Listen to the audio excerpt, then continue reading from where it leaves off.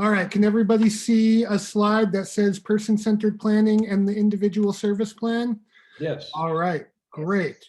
Well, thank you all again for being here tonight, and thank you for having me to talk about the ISP and person-centered planning and planning for the future. As Patty said, my name is Scott Marks, and I'm the director for the Ohio Provider Resource Association, and I'll talk a little bit more about who we are in a minute. But when this is not the first time I've done similar sessions for the SALT series. Wow, that was a very alliterative sentence there. Similar sessions for the SALT series. I've done several of these presentations in the past few years, but when I was with a different organization called the Ohio Association of County Boards that represented all of the 88 county boards of developmental disabilities in the state of Ohio. And now I'm currently where I am now with the Ohio Provider Resource Association. And I share that with you all just to let you know that I, have experience with now both sides of the ISP, from sort of the service coordination and planning side from working with the County Boards Association for several years. And now I work on the provider side of things. So sort of getting that experience and sort of seeing how things are as far as providing services on the other side of the ISP. So I share that just to say I kind of have dual perspectives on this topic, and we'll kind of give some insight, hopefully from both of those. So as we go forward in here, I'm pretty informal. If you want to just shout out, you have a question at any time, feel free, or throw it in the chat as long as you feel comfortable doing that. But I'm certainly happy to stop at any time, answer any questions, go through anything that needs a little bit more going through. And, tonight we only have, a little bit less than an hour or so here together. But this is a topic, I mean, the ISP, we could go into the details of it for hours and hours and hours. So what I'm going to hope to do tonight is give you some of the highlights of what an ISP is, what it does, what the main components of it are, how we can do some great planning to really use the ISP as a tool to really maximize, the services and supports that your loved one, your son or daughter, or you are receiving through the county boards, through the state of Ohio. And really, it's the way, we get the supports that you need. And so going through just a tiny bit about myself and who we are. So this is OPRA, the Ohio Provider Resource Association. This is where I am the director of operations. And you see this word AIR there, and that's what we do for our members. So our members are close to 200 providers of disability services in the state of Ohio. And we at OPRA try to provide them advocacy, information, and resources, hence the AIR. And, it's a big part of what I do. I advocate for providers of disability services and for people with disabilities, and try to do as much information and resource sharing as I can in those areas.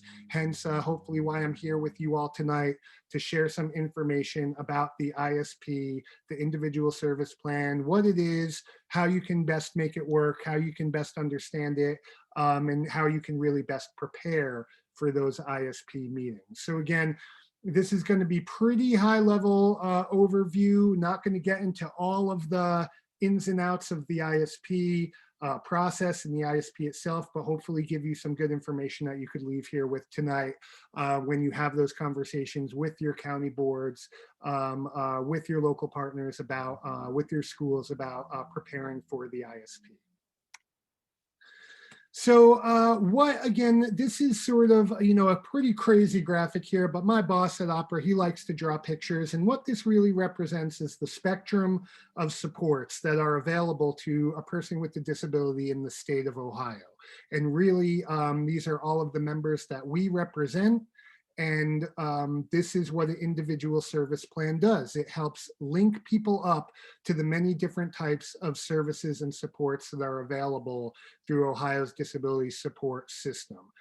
So if you look at the left-hand side of this graphic, you have in-home and residential supports, all the way over to services that can help someone in retirement.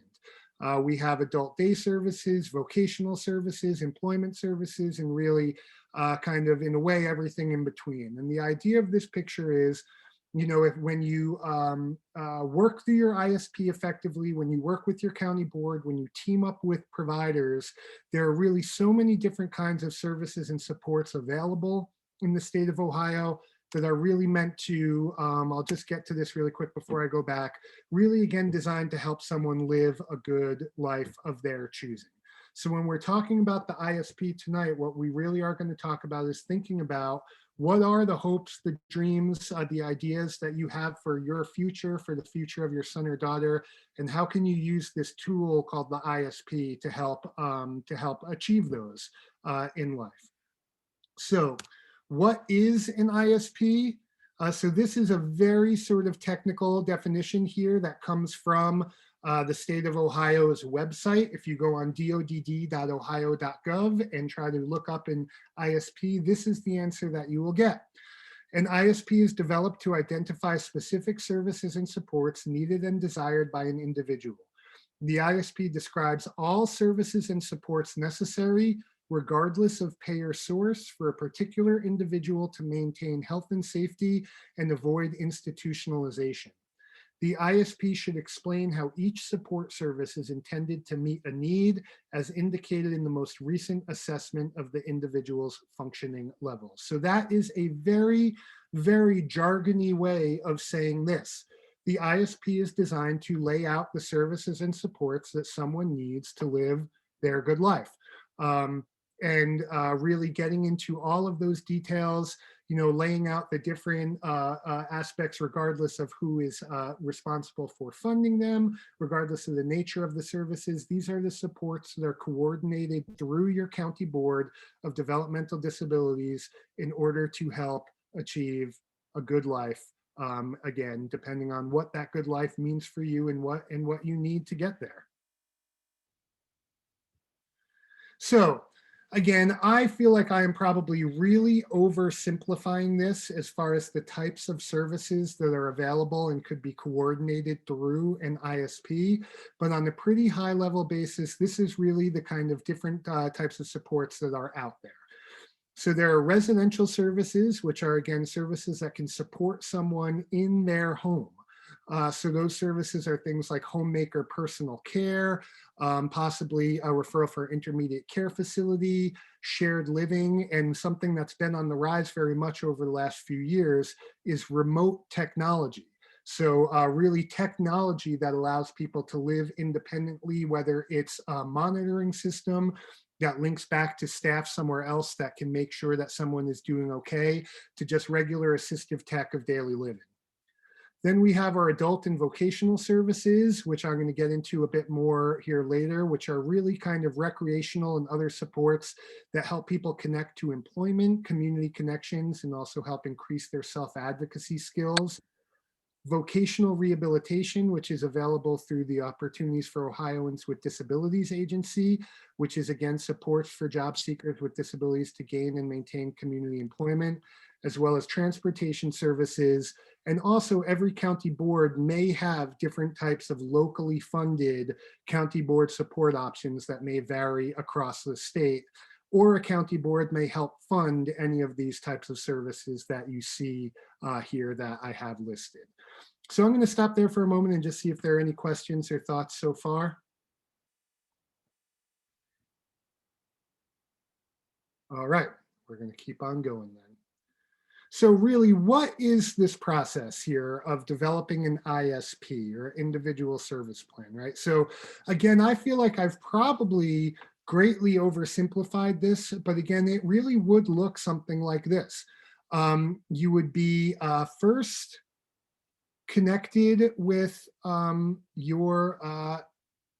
your county board. And so since many of you are already here, my assumption is you probably do have that county board connection. But if not, your first step would be reaching out to your local county board in order to have an intake done and start looking at what kind of services and supports you'll be looking at into the future. So that would be contacting your county board, or really contacting directly your service and support administrator, or your SSA, or your service coordinator, depending what it's called in the county that you live in. The next thing that would happen is that service coordinator would work with you on a discovery or an assessment. And this is really, kind of laying out all the different needs that someone may have that may inform the services that they have coordinated and begin receiving.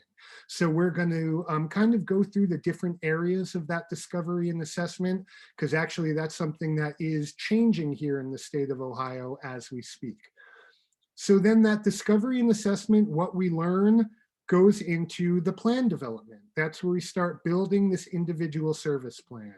Things like the outcomes or what we expect to get out of services in any one year of time, and really drilling down on what are the services from those ones we looked at before that could really help someone achieve their goals and outcomes, again, towards that means of living that great life. And once that's all developed and you really, you've done that assessment, you've developed those outcomes, you've developed that plan, then you move on to selecting a provider to provide those services. And again, that's where we come in at OPRA, is that we represent almost 200 disability service providers across the state whose job is to provide these services that have been developed and authorized through the ISP. All right, so what does each part of this mean? So we said after contacting your SSA or service coordinator, you would be going through something called a discovery or an assessment, right? So what the assessment does, right, very simply, it helps to determine interests, preferences, needs, desired outcomes, and inform that individual service plan. It really helps to determine the level and type of support needed, areas of interest to explore and develop, and also determine something called someone's place on the path to competitive employment. So in the state of Ohio, when someone is assessed for transition or adult services, SSA helps them determine what their place on the path to employment is. There are 4 places. Place 1 is I already have a job, but could use some support, either advancing in that job or finding a different job. Place 2 is I would like help getting a job and I need help to get one. Place 3 is I'm unsure about working in the community, but with more support, may be interested. And place 4 is really I'm not interested in working in the community at that time and would like other type of supports or information that may help potentially change my mind. So those are the 4 places on the path to employment, and that's something that would be determined through this discovery or assessment. And that's, of course, important because depending on where someone may be on that path to community employment would inform what types of services might be authorized through the assessment. But again, employment services are only obviously one part of all of the types of supports or services that could be authorized through an ISP. So I pulled this for you all to look at. This obviously is a draft of something that's in work at the state right now, but you all are actually living through this presentation at a sort of very interesting time, which is that the state of Ohio is currently in the process of moving to a single assessment and ISP for the state of Ohio. And what does that mean? Well, up until now, or up until actually a few months from now, when this is all implemented, every county in Ohio basically had a different ISP that was developed locally in that county. So the questions in the assessment, the way the ISP looked, the contents of it might be different depending on what county you're in, and is different depending on what county you're in.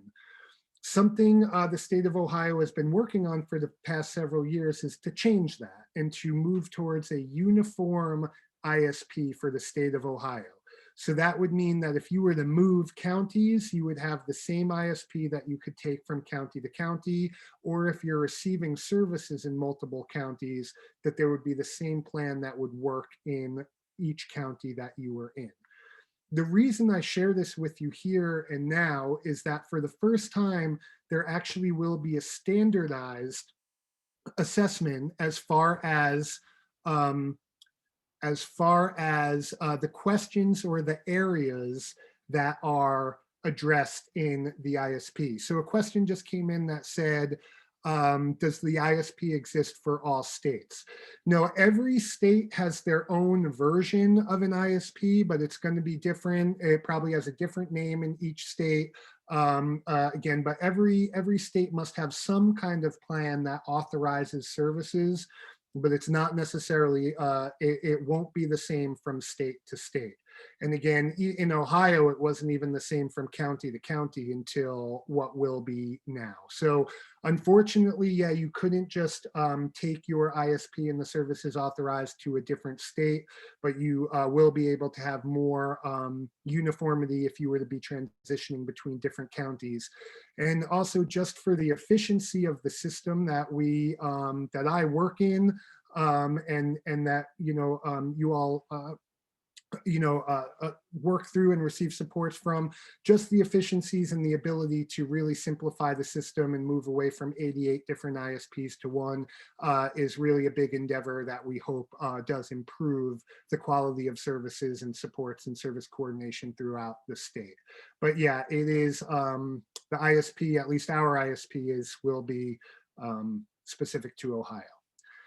But so here are the sections that will be looked at in that discovery or assessment. So there are questions about communication, advocacy and citizenship, safety and security, social and spiritual life, daily life and employment, community living, and healthy living.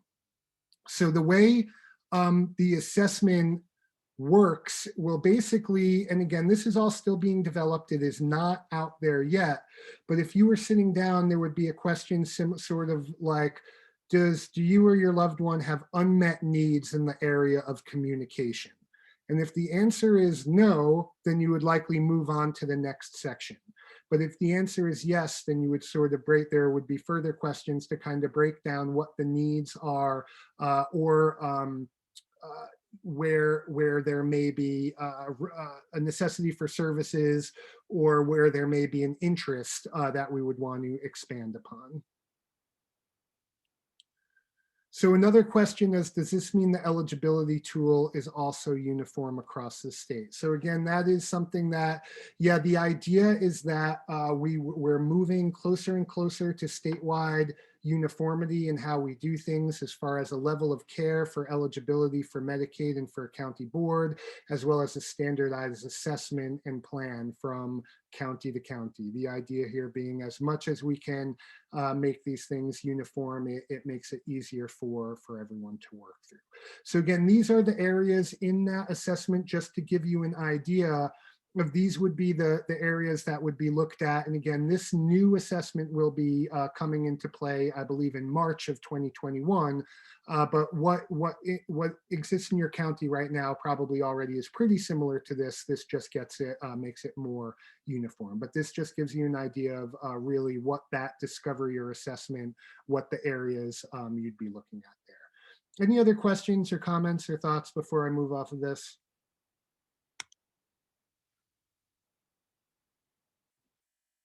All right.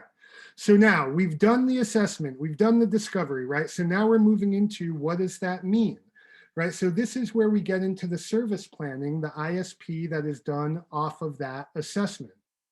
So what the ISP then does off of that, right? It outlines the personal goals and expected service outcomes, and it outlines the services and supports determined necessary through that discovery and assessment, right? So once you do that,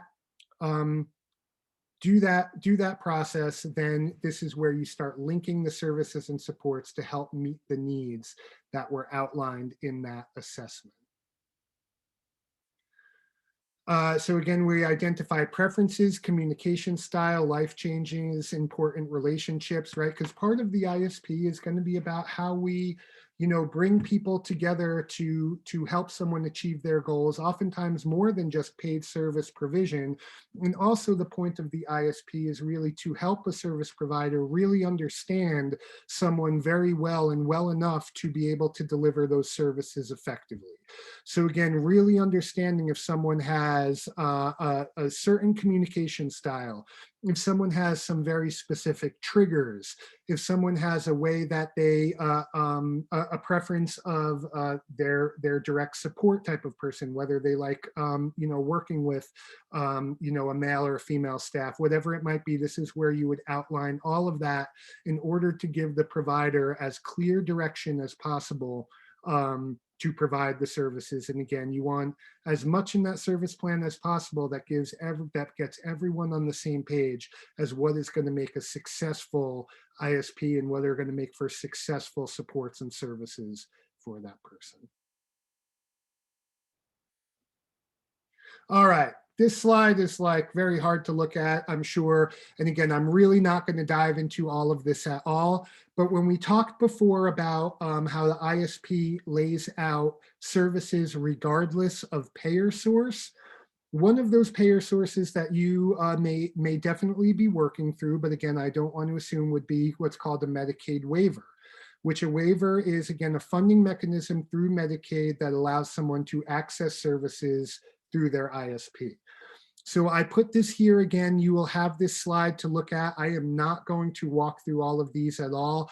But again, I really wanted to lay out all those different types of supports that are available, really filling in the gaps of that spectrum of support slide that I showed before.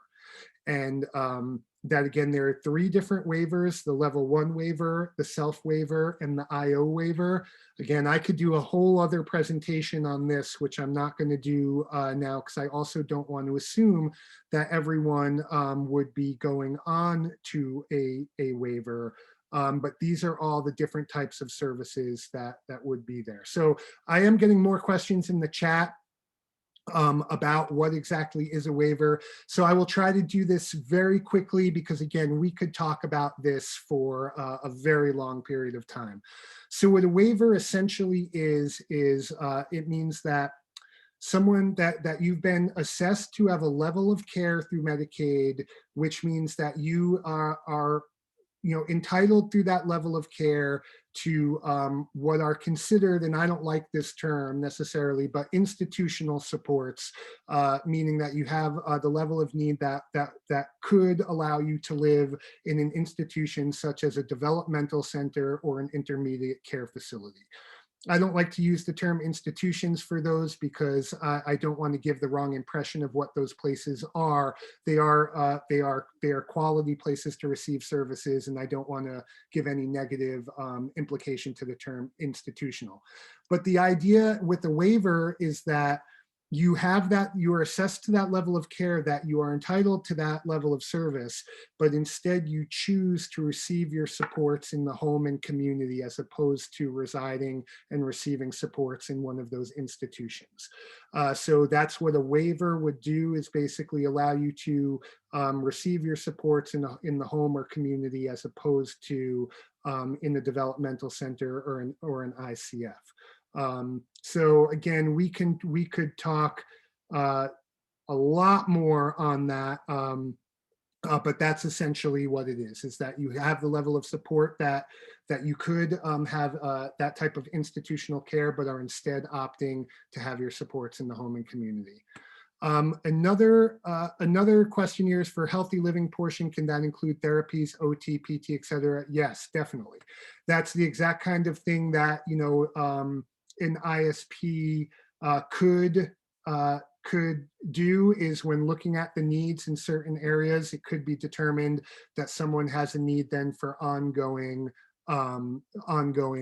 therapy, whether it's occupational therapy, physical therapy, one of those.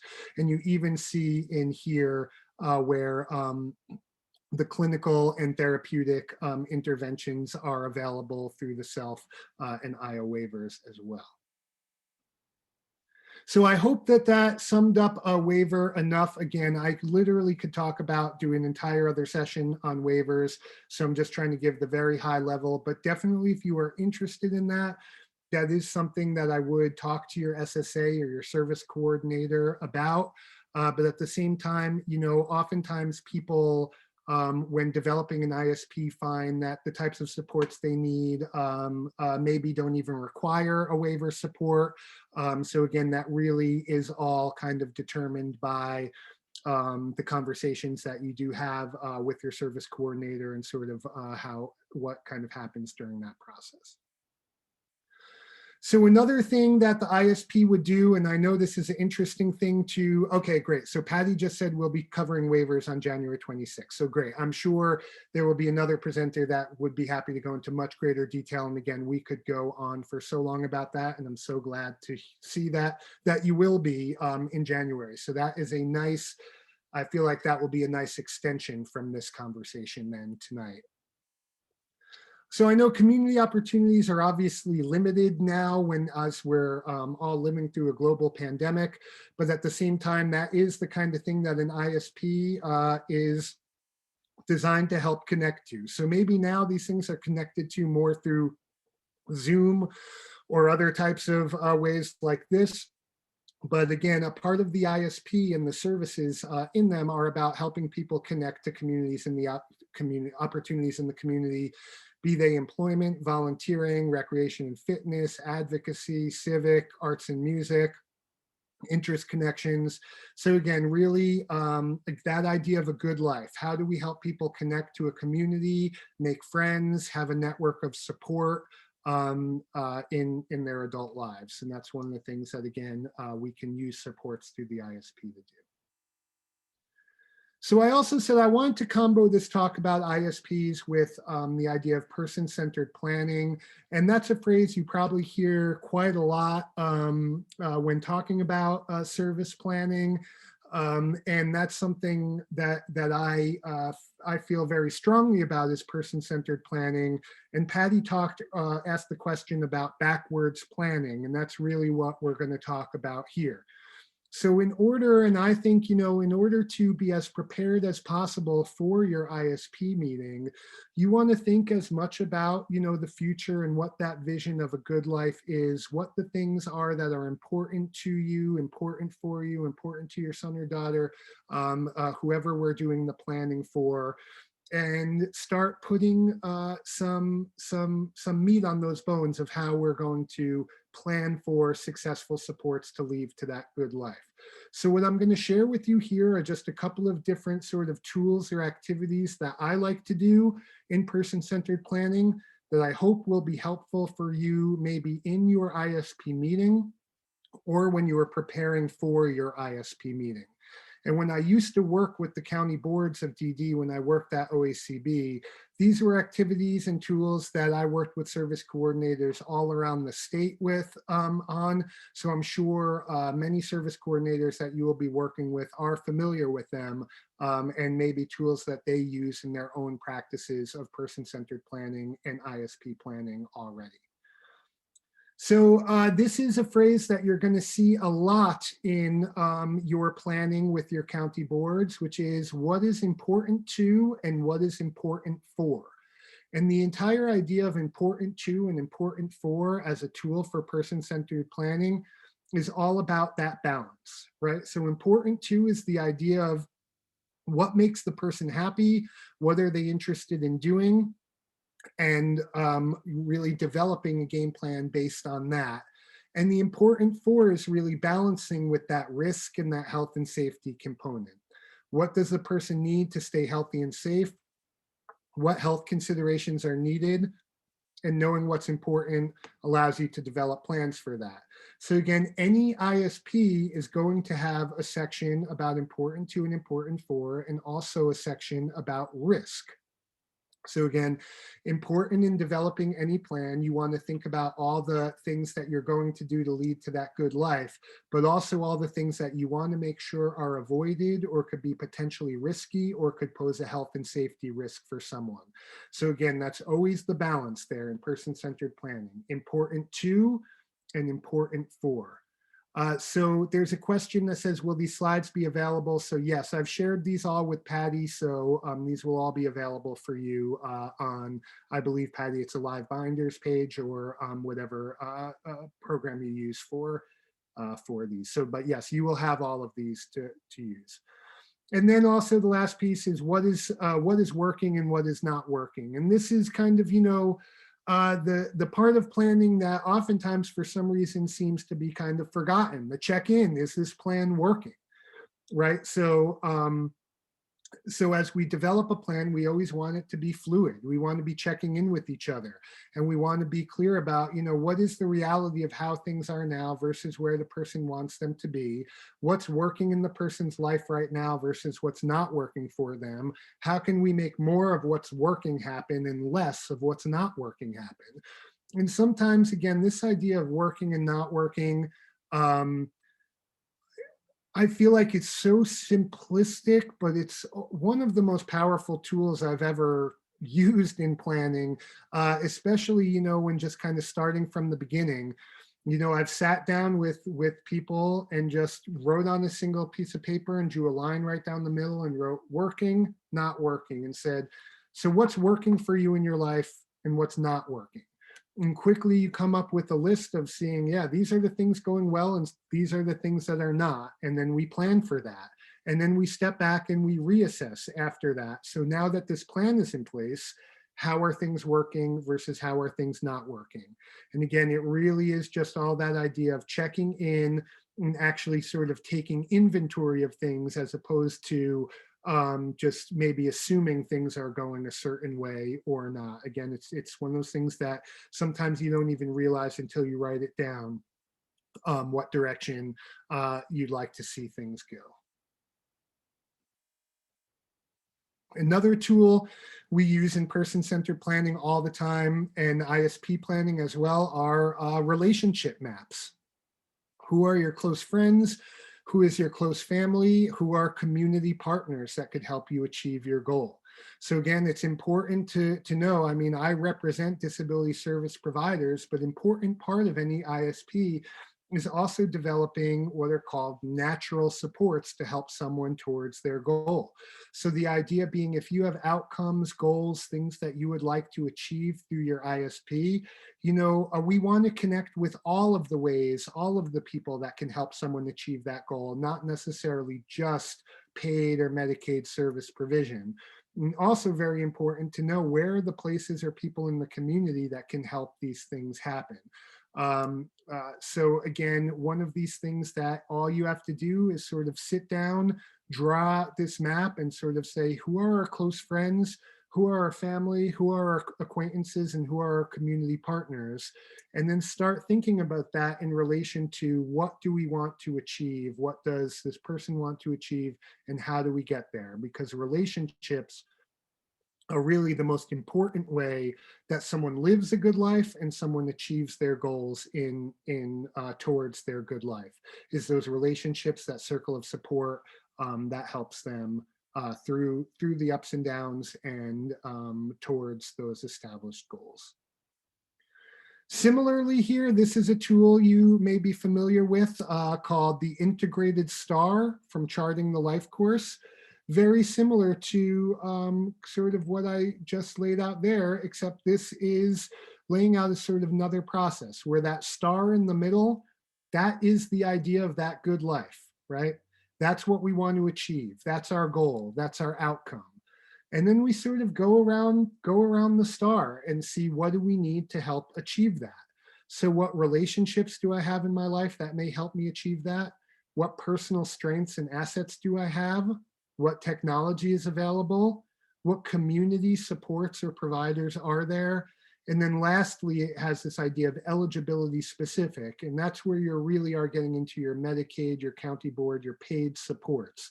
But the idea of the integrated star is that you sort of take that star at the center, which is that idea of a good life, and really sort of outline all the different ways that you could think of for how you get there.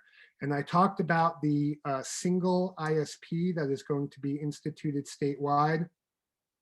This Charting the Life course and Integrated Star was a big part of how the state of Ohio thought about developing that ISP. Was a sort of process that looks similar to this. A big picture goal in the middle, and then you sort of go around all the different ways that you could look towards achieving that. All right, I'm going to talk about this one really quick, and then I'm going to just move into how you can prepare for your ISP meeting. But I really love to talk about this, the gifts. I know sometimes it makes me sound a little corny, but again, talking about things that I found most powerful in working with families, working with people with disabilities, and really supporting people towards that good life. This is just a concept in person-centered planning that I just love, which is the idea of the 4 gifts that I can give my community. And those are 4 H's, being the gifts of the hands, the gifts of the head, the gifts of the heart, and the gifts of human connection. And why I talk about this here is that a lot of times in your ISP meeting, you may be asked what are your son or daughter's strengths, what are their interests, and those are things that are obviously very important, but I like thinking about those questions through the lens of gifts, because gifts are things that we share. And right, so to me, thinking about things in the idea of gifts makes them actionable. It's not just an interest or a strength, it's a gift. And what do I do with it? I share that. And what does sharing it mean? Well, that's what we're going to outline in the ISP, right? So something we're doing is not just meeting needs, we're helping people live that good life. And that means that one of those things is figuring out what someone is very interested in or wants to do or could share with others to help them connect to their community and connect to others. So, okay, great question. So it says, I keep mentioning your ISP meeting. Will this be something that is set up through the school? Who is in charge of making this happen? So no, yeah, I'm sorry. If I go back to the beginning, this is a process that is done through your County Board of Developmental Disabilities. So as Patty, I think, mentioned in the beginning, as she was transitioning, as they were transitioning out of high school, they didn't even know what the ISP was, because it's not something that is really done through the school. It is a county board process. So the first thing that you would be doing to set up an ISP is making sure that you're connected with your County Board of Developmental Disabilities. And if not, connecting with them. And then if you need an ISP, requesting a service and support administrator, an SSA, or a service coordinator. And then so a follow-up question here says, by what age should someone have an ISP? So someone could potentially have an ISP at any age, but they are generally for people once they exit education, graduate high school, because it lays out really their adult services. The reason that is that for the most part, many of these similar services are statutorily supposed to be provided through the education system, and so are not necessarily aligned with the county board. So that is why maybe at this point you may have not connected with them, but if you are moving towards graduation and are looking to start planning your adult services, or any of the things that we've talked about, I would contact your county board. And if you don't have an SSA or service coordinator, then you can request one. And anyone, if you're eligible for county board services and you request a service coordinator or service and support administrator, the county board has to provide that to you. So, so again, if you've not started that, that would be my first step, is contact your county board, or if you already have an SSA, contact them. And if you are still, in school, or, your son or daughter still high school, maybe still some time away from graduating or transitioning out of high school, then that might make sense why you've not connected with an SSA on an ISP yet, because it's something that is really more designed for those adult services. But again, very important to connect during that transition time, because you really want to have as many of these services outlined, or at least an idea of what your son or daughter what kind of services and supports they may need upon graduating school. So these 4 H's, I'll go through these quick, but again, gifts of the hands, gifts of the head, gifts of the heart, and gifts of human connection. And I do this when I do discovery for people. Again, I'm not an SSA any longer, but I used to do person-centered discovery work. And this was, again, a tool that I use all the time, right? So hands, gifts of the hands. So these are things or skills that I know how to do and would like to share with others, like carpentry, sports, gardening, cooking.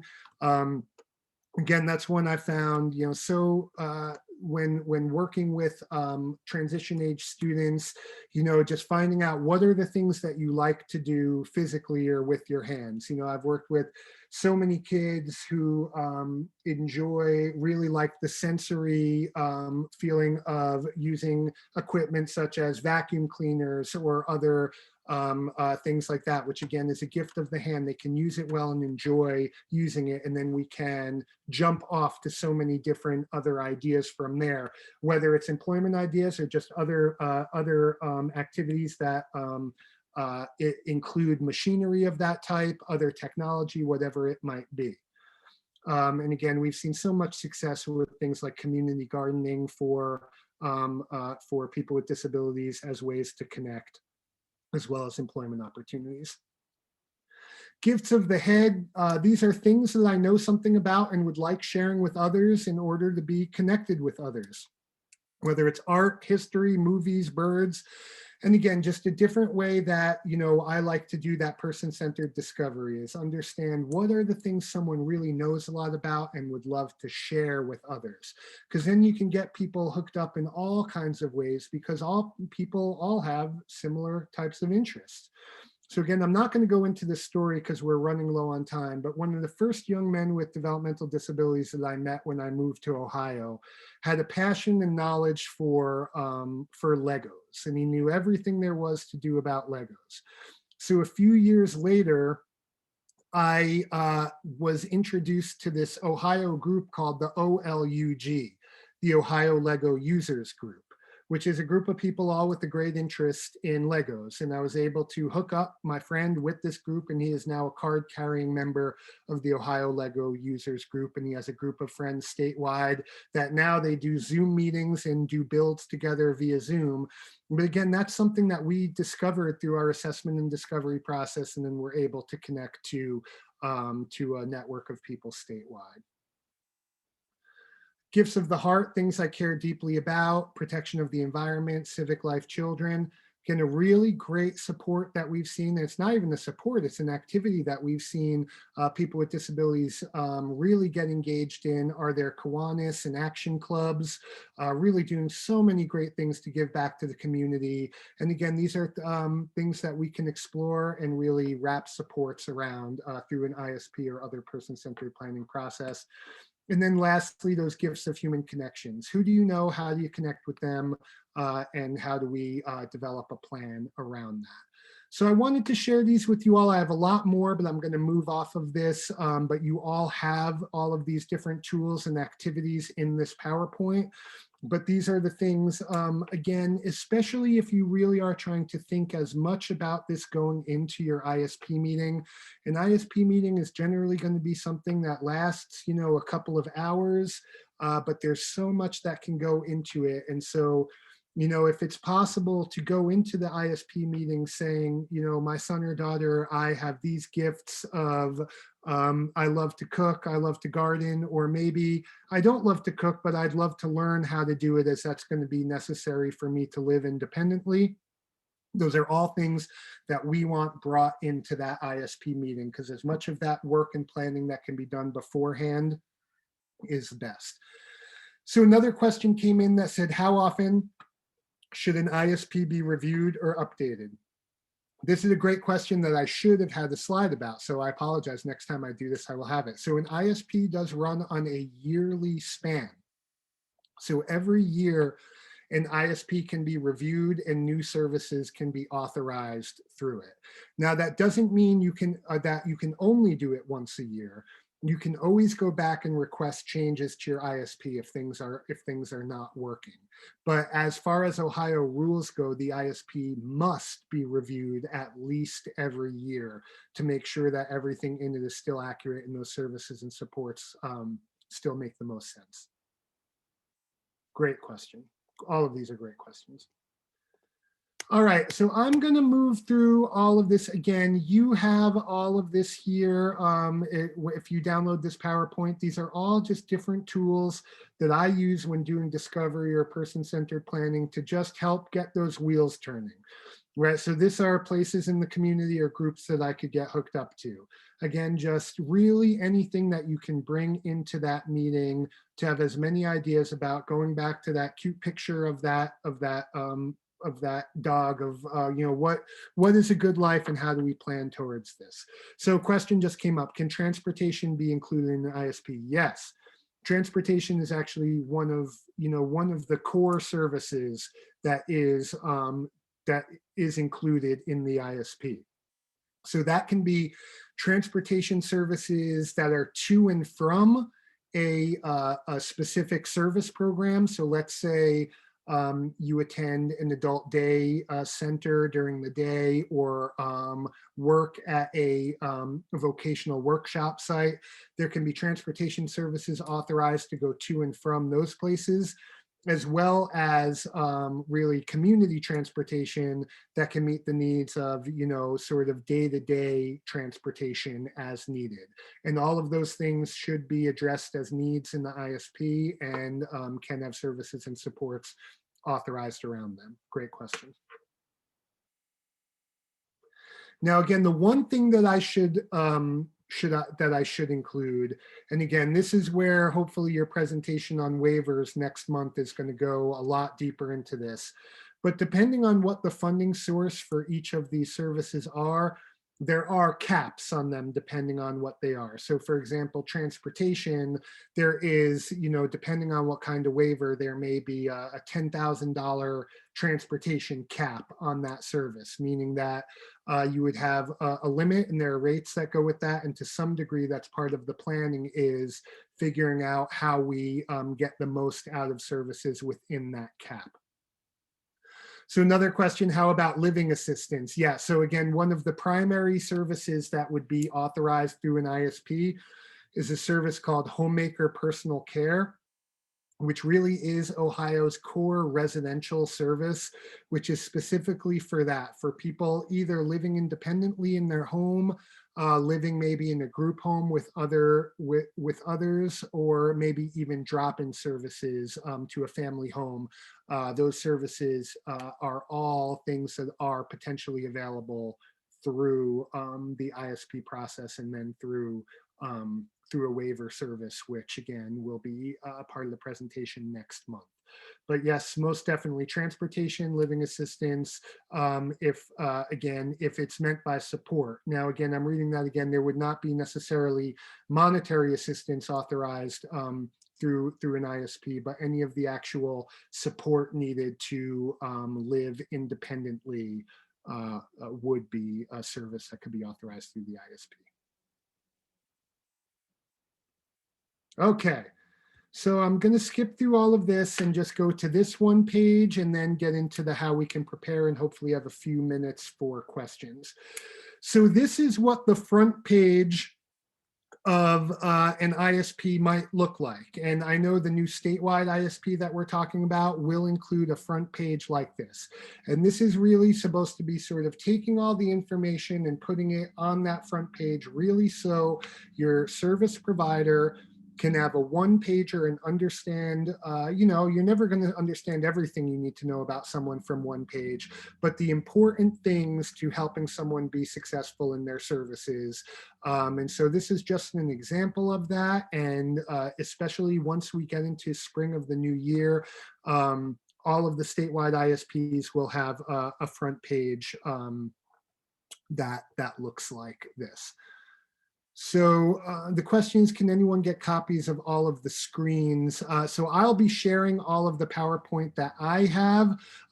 What I have does not include all of the new statewide ISP and everything that will look like, because that's not all developed yet. But yes, everything that I've shared with you here will be available through the SALT page. Okay, so lastly, I just want to leave you all with 3 tips for your ISP meeting. And again, this is a topic, the ISP, person-centered planning waivers. I mean, we could literally do days long sessions on this. But hopefully you got a good enough overview of what an ISP is and how it can help support you or your son or daughter towards their good life. And now again, I just want to share 3 simple tips to prepare for your ISP meeting. Someone shared that there's a slide that looks very similar to charting the life course. I did share the charting the life course slide, so I'm not sure if that was what was referred to, or that last slide again.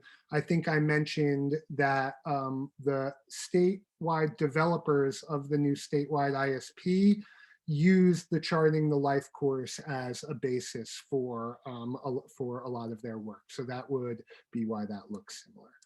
So 3 tips to prepare for your ISP meeting. So 1 is obviously be prepared. So what does that mean? That's really all the things that we talked about tonight. So first idea of being prepared is bring any necessary documents, or not even necessary, any documents that you might have that you think might help inform the ISP meeting. So whether that's an IEP from your school, the ETR from the school, a work evaluation, whatever that may be, anything that you can bring to the table to that meeting is just going to be helpful. Again, you're going to have limited time in that meeting, and you want to make sure that everyone involved has enough, enough of a knowledge about you or your son or daughter as possible. And again, having that extra documentation really helps. Then, going into the meeting with some kind of an idea on thinking about a vision of the future. And again, I hope that's kind of what I was getting into with those different person-centered planning tools. So thinking about, what might work look like? Are you interested in working? Are you able to work? Where do you want to work? Where do you plan to live? Do you want to continue with your education? Continue with any other training? What types of things would you think that you'll like to do for fun? Again, all of those ideas of what is a good life. But again, as much of that as you can bring into the ISP meeting as possible, because one of the jobs of the ISP meeting and of your service coordinator will be to develop goals and outcomes for that ISP. So again, as much of that as you can have an idea of what you think those goals and outcomes might be for you or your son or your daughter going into that meeting is just going to help everything run so much more smoothly, and I think really kind of rally everyone around that vision. Next, this is a phrase, and I hope that this is not offensive to any of you here, but I learned this from my friend Scott Osterfeld, which is you always have to be a pain in the ask. And what that means is ask every single thought that comes into your mind in these meetings. And if something doesn't look right, feel right, smell right to you, make sure that you ask. And also, I hope that I shared with you here all of the many, many different types of supports that may be available for you or your son or daughter through the system. So again, I really just encourage you to ask about those services, ask about living assistance, ask about employment opportunities, ask about whatever it might be. Because again, as Patty said, to sort of frame this up, a lot of times, people don't even know what an ISP is or what the purpose of it is until they're sitting in that meeting. And at that point, I know it's hard to ask questions when you feel at a disadvantage, or you feel that you weren't you weren't maybe best prepared for the meeting as it is. So again, I mean, this is the role of your county board. This is the role of your service coordinator to help you plan and coordinate these services and supports towards that good life. So if there's any tip that I could have is just don't leave anything on the table. Never leave an ISP meeting wishing you had asked about a certain kind of service, wishing you had asked about a need that you might have in an area. Make sure you lay it all on the table, because again, the range of supports that are available really are great. And you have there's a lot that can be accessed if you ask for it. And really, again, going to the question that came up here before, the first thing that you have to ask for if you don't have one is an SSA or a service coordinator from your county board. If you are eligible for county board services, and you ask and you request an SSA, one has to be given to you. So that's the first pain in the ass. And when you get into that meeting, again, don't leave anything on the table. You want to make sure that you've asked every question, that you feel fully satisfied and that you understand everything that's transpired in that ISP meeting. Lastly, bring help, right? So a great part of ISP meetings and the ISP is that we like to think of this concept of a team. And that really a team is a team of people that care about you or your son or your daughter, and that you think would be helpful into this idea of thinking about a vision of a good life, thinking about what is important to and important for, thinking about what works and what doesn't work well for the person.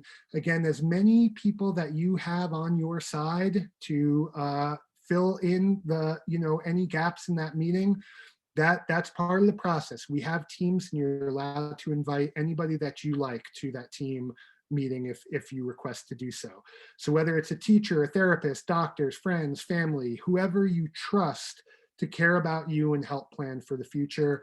Because of course, the old phrase, teamwork makes the dream work, and that's what it's all about here. If the whole idea of an ISP is a vision of a good life, what you need to get there and how we might overcome anything that's standing in the way of that. Again, you want as many people on that team as possible. You want as many people to support to sort of fill in that picture of that good life and how we get there. So that is really all that I have. Here's my contact info here, and Patty will be sharing all of this out, but I'm going to go ahead and stop sharing my screen and just see if there are any questions or comments